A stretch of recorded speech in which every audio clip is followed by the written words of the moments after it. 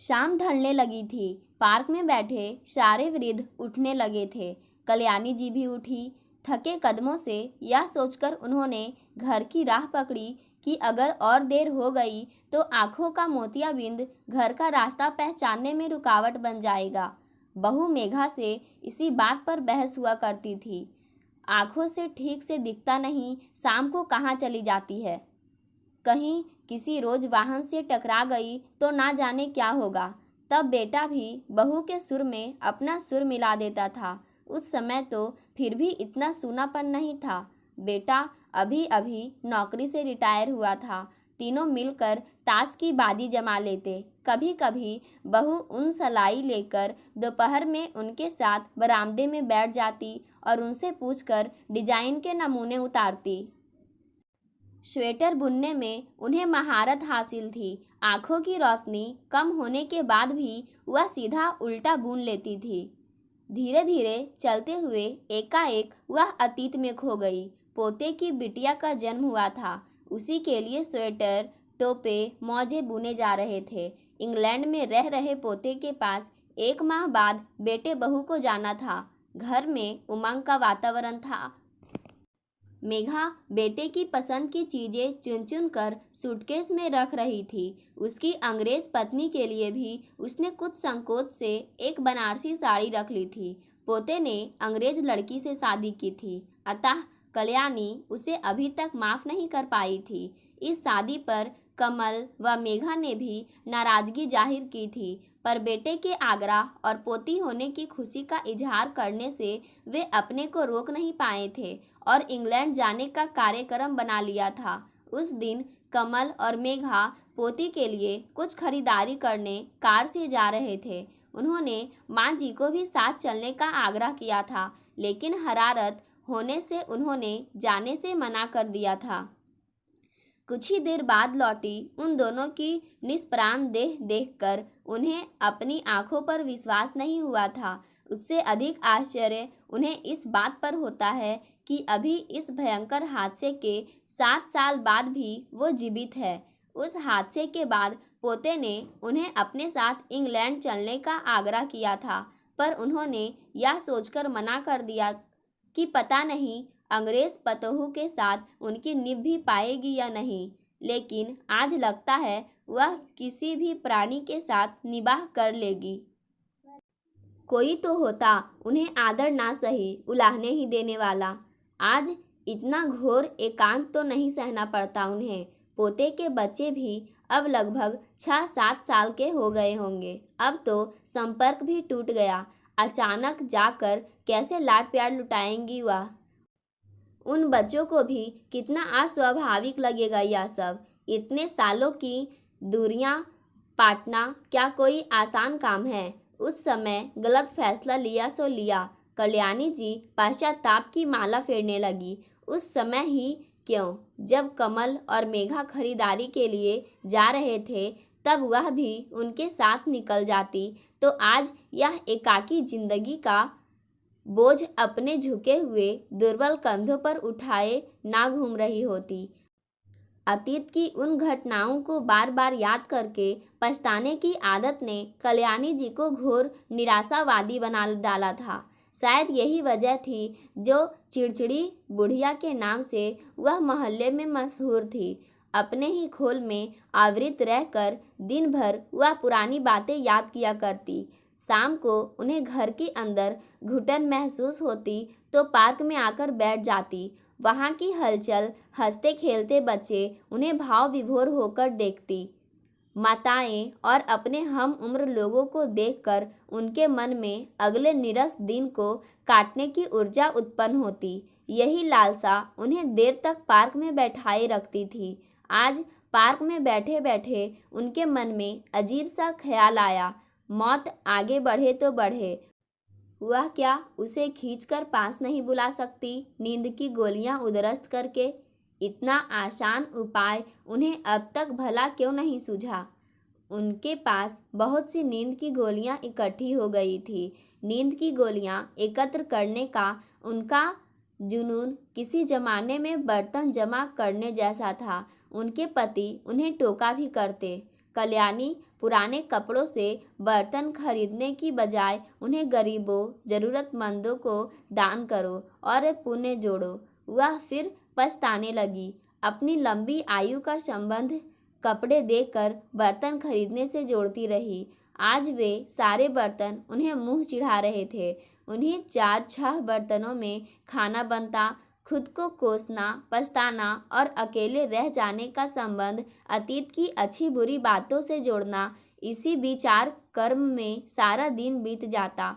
ऐसे ही सोचते सोचते दिमाग इतना पीछे चला जाता कि वर्तमान से वह बिल्कुल कट ही जाती। लेकिन आज वह अपने इस अस्तित्व को समाप्त कर देना चाहती थी। ताज्जुब है, यह उपाय उन्हें इतने सालों की पीड़ा झेलने के बाद सूझा। पार्क से लौटते समय रास्ते में रेल लाइन पड़ती है। ट्रेन की चीख सुनकर इस उम्र में भी वह डर जाती है। ट्रेन अभी काफ़ी दूर थी, फिर भी उन्होंने कुछ देर रुककर लाइन पार करना ही ठीक समझा। दाईं ओर देखा तो कुछ दूरी पर एक लड़का पटरी पर सिर झुकाए बैठा था। वह धीरे धीरे चलकर उस तक पहुंची। लड़का उनके आने से बिल्कुल बेखबर था।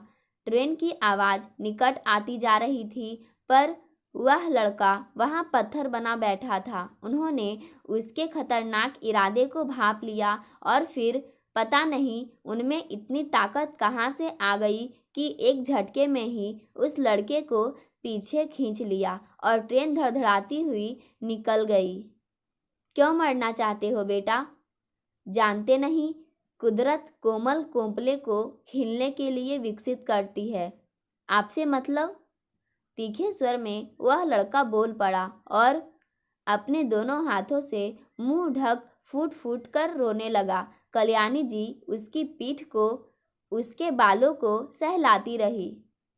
तुम अभी बहुत छोटे हो, तुम्हें इस बात का अनुभव नहीं है कि इससे कैसी दर्दनाक मौत होती है। कल्याणी जी की सर्द आवाज़ में आसन मृत्यु की सिहरन थी। बिना खुद मरे किसी को यह अनुभव हो भी नहीं सकता। लड़के का यह अवज्ञापूर्ण स्वर सुनकर कल्याणी जी समझाने की मुद्रा में बोली, बेटा तुम ठीक कहते हो, लेकिन हमारा घर रेलवे लाइन के पास होने से मैंने यहाँ कई मौतें देखी है। उनके शरीर की जो दुर्दशा होती है देखते नहीं बनती।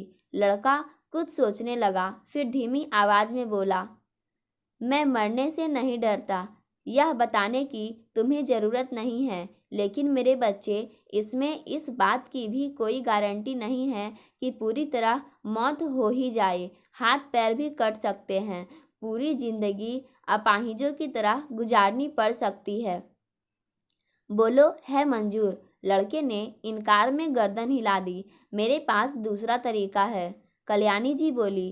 उससे नींद में ही मौत आ जाएगी। तुम मेरे साथ मेरे घर चलो, आराम से अपनी समस्या बताओ, फिर दोनों एक साथ ही नींद की गोलियां खाएंगे। मेरा भी मरने का इरादा है। लड़का पहले तो उन्हें हैरान नज़रों से देखता रहा, फिर अचानक बोला, ठीक है चलिए।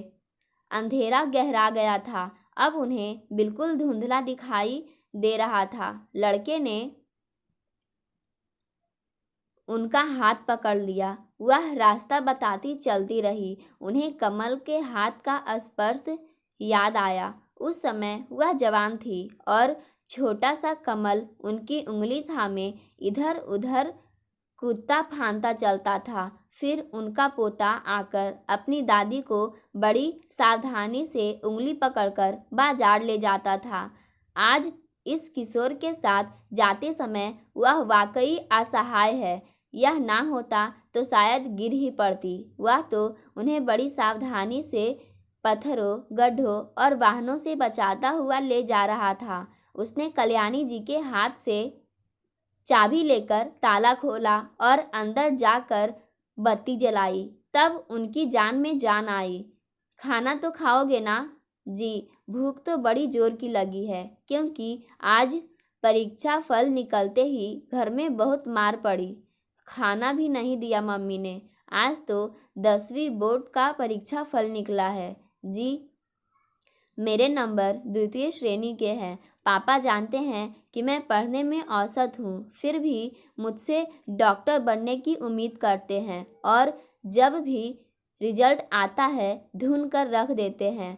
फिर मुझ पर हुए खर्च की फहरिस्त सुनाने लगते हैं। स्कूल का खर्च, ट्यूशन का खर्च, यहाँ तक कि खाने का खर्च भी गिनवाते हैं। कहते हैं मेरे जैसा मूर्ख उनके खानदान में आज तक पैदा नहीं हुआ, सो मैं इस खानदान से अपना नामो निशान मिटा देना चाहता हूँ। किशोर की आंखों से विद्रोह की चिंगारियां फूट रही थी। ठीक है, अब शांत हो जाओ, कल्याणी सांत्वना देती हुई बोली। कुछ ही देर बाद तुम्हारे सारे दुख दूर हो जाएंगे और मेरे भी। उन्होंने मन ही मन जोड़ा और रसोई घर में चली आई। परिश्रम से लौकी के कोफ्ते बनाए, थोड़ा दही रखा था, उसमें बूंदी डालकर स्वादिष्ट रायता तैयार किया। फिर गर्मा गर्म पराठे सेक कर उसे खिलाने लगी। दादी जी, आपके हाथों में तो गजब का स्वाद है। वह खुश होकर किलक रहा था। कुछ देर पहले का आक्रोश अब गायब था। उसे खिलाकर खुद खाने बैठने लगी तो लगा जैसे बरसों बाद अन्नपूर्णा फिर उनके हाथों में अवतरित हो गई थी। लंबे अरसे बाद इतना स्वादिष्ट खाना बनाया था। आज रात को कोफ्ते पराठे उन्होंने निर्भय होकर खा लिए। ना बदहजमी का डर, ना ब्लड प्रेशर का चिंता। आत्महत्या के ख्याल ने ही उन्हें निश्चिंत कर दिया था। खाना खाने के बाद कल्याणी बैठक का दरवाजा बंद करने गई तो देखा वह किशोर आराम से गहरी नींद में सो रहा था। उनके मन में एक अजीब सा ख्याल आया कि सालों से तो वह अकेली जी रही है, चलो मरने के लिए तो किसी का साथ मिला।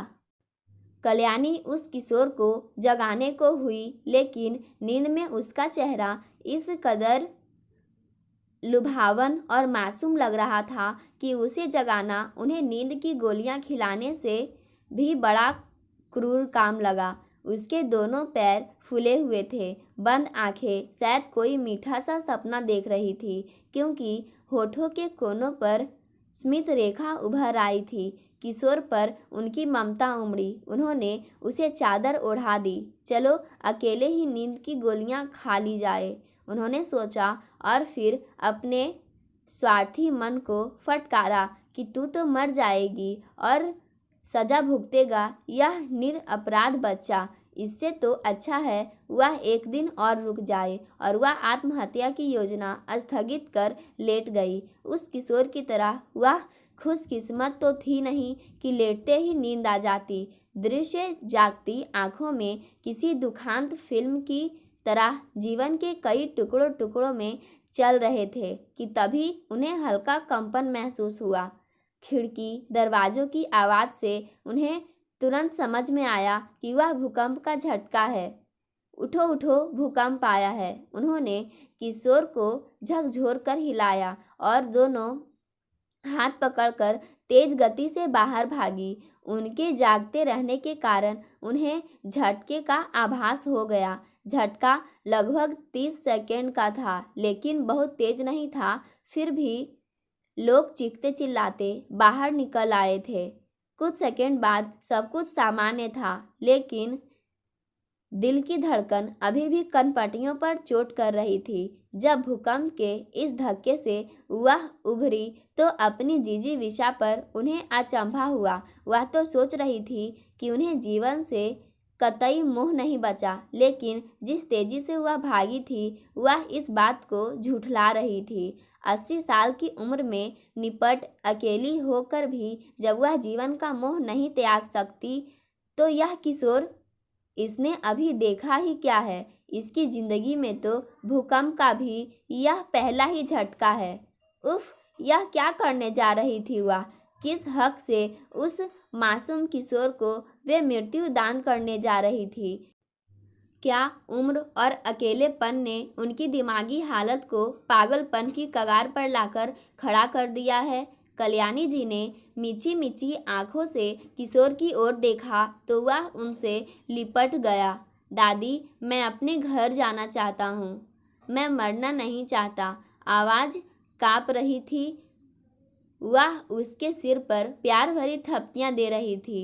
लोग अब साहस करके अपने अपने घरों में जा रहे थे। वह भी उस किशोर को संभाले भीतर आ गई। तुम्हारा नाम क्या है? उसने कहा। अभय। अभी थोड़ी देर पहले तक उन्हें इस परिचय की जरूरत महसूस नहीं हुई थी।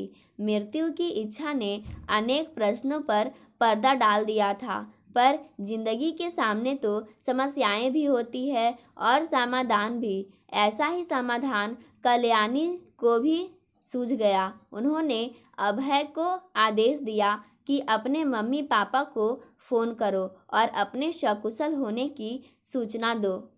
अभय भय से काँप रहा था। नहीं, वे लोग मुझे मारेंगे, सूचना आप दीजिए। उन्होंने उससे पूछकर नंबर मिलाया। सुबह के 4 बज रहे थे। आधे घंटे बाद उनके घर के सामने एक कार रुकी। अभय के मम्मी पापा और उसका छोटा भाई बदहवास से भीतर आए, यह जानकर कि वह रेल लाइन पर आत्महत्या करने चला था। उनकी आंखें फटी की फटी रह गई। रात तक उन्होंने उसका इंतजार किया था, फिर पुलिस में रिपोर्ट दर्ज कराई थी। अभय को बचाने के लिए उन्होंने कल्याणी जी को सच्चा धन्यवाद दिया। मां के आंसू तो रुकने का नाम ही नहीं ले रहे थे। आप दोनों से मैं एक बात कहना चाहती हूँ, कल्याणी जी ने भावनाओं को सैलाब कुछ थमने के बाद कहा। देखिए, हर बच्चे की अपनी बौद्धिक क्षमता होती है, उससे ज़्यादा उम्मीद करना ठीक नहीं होता। उसकी बुद्धि की दिशा पहचानिए और उसी दिशा में आगे ले जाने का प्रयत्न कीजिए। ऐसा नहीं कि सिर्फ डॉक्टर या इंजीनियर बनकर ही इंसान को मंजिल मिलती है। भविष्य का आसमान हर बढ़ते पौधे के लिए खुला है। ज़रूरत है सिर्फ अच्छी तरह सींचने की। आंसुपूर्ण आंखों से उस परिवार ने एक एक करके उनके पैर छूकर उनसे विदा ली। उस पूरी घटना पर वह पुनः विचार करने लगी तो उनका दिल धक से रह गया। जब अभय अपने घर वालों को बताएगा कि वह उसे नींद की गोलियां खिलाने वाली थी तो क्या गुजरेगी उन पर। अब तो वह शर्म से गड़ गई। उस मासूम बचपन के साथ वह कितना बड़ा क्रूर मजाक करने जा रही थी। ऐन वक्त पर उसकी बेखबर नींद ने ही उन्हें इस भयंकर पाप से बचा लिया था। अंतहीन विचार श्रृंखला चल पड़ी तो वह फोन की घंटी बजने पर ही टूटी। उस ओर अभय की मम्मी थी। अब क्या होगा? उनके आरोपों का वह क्या कहकर खंडन करेगी? नमस्ते माँ जी, उस तरफ चहकती हुई आवाज़ थी। अभय के लौट आने की खुशी में हमने कल शाम को एक पार्टी रखी है। आपकी वजह से अभय का दूसरा जन्म हुआ है, इसलिए आपकी गोद में उसे बिठाकर केक काटा जाएगा। आपके आशीर्वाद से वह अपनी ज़िंदगी नए सिरे से शुरू करेगा। आपके अनुभवों को बांटने के लिए हमारे इष्ट मित्र भी ललायित है। अभय के पापा आपको लेने के लिए आएंगे। कल शाम 6 बजे तैयार रहिएगा। लेकिन मैं उनका गला रूंध गया। प्लीज़ इनकार मत कीजिएगा। आपको एक और बात के लिए भी धन्यवाद देना है। अभय ने बताया कि आप उसे नींद की गोलियां खिलाने के बहाने अपने घर ले गई।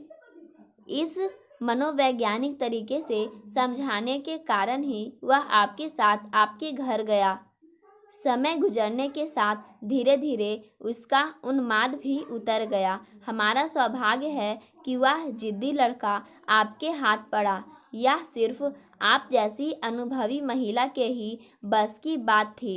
आपके इस एहसान का प्रतिदान हम किसी तरह नहीं दे सकते। बस इतना ही कह सकते हैं कि अब से आप हमारे परिवार का अभिन्न अंग है। उन्हें लगा कि बस इससे आगे वह नहीं सुन पाएंगी। आंखों में चुभन होने लगी। फिर उन्होंने अपने आप को समझाया, चाहे उनके मन में कुविचार ही था, पर किसी दुर्भावना से प्रेरित तो नहीं था। आखिरकार परिणाम तो सुखद ही रहा ना। अब वे पाप पुण्य के चक्कर में पड़कर इस परिवार में विष नहीं घोलेंगी। इस नए सकारात्मक विचार पर उन्हें बेहद आश्चर्य हुआ। कहाँ गए वे पश्चाताप के स्वर? हर पल स्वयं को कोसते रहना, बीती बातों को, सिर्फ बुरे पहलुओं को याद करना। अभय का ही नहीं, जैसे उनका भी पुनर्जन्म हुआ था। रात को उन्होंने खाना खाया, पीने के पानी के बर्तन उत्साह से साफ किए। हाँ, कल सुबह उन्हें इनकी ज़रूरत पड़ेगी। टीवी चालू किया। पुरानी फिल्मों की गीत चल रही थी जो उन्हें भीतर तक गुदगुदा रहे थे।